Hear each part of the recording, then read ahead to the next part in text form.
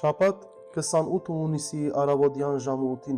Եղուր և դես ծրագրի պաշտոնական բացումը հաստատվեցավ Սուրբ և անմահ բադարակի մատուցմամբ, Զորմադույց զմարու պատրիարքական գեղերի միաբանության պատրիարքական փոխանորդ և զմարու վանքի մեծավոր Գերավայրձար Մաշտոց տակատիր Ծառայություն Վարդապետ Զախտերյան։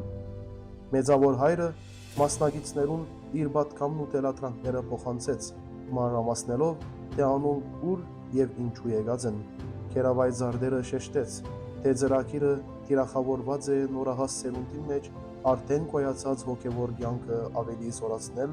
ու օգտաշատ գիտելիքներով զարգացման մակարդակը բարձրացնել,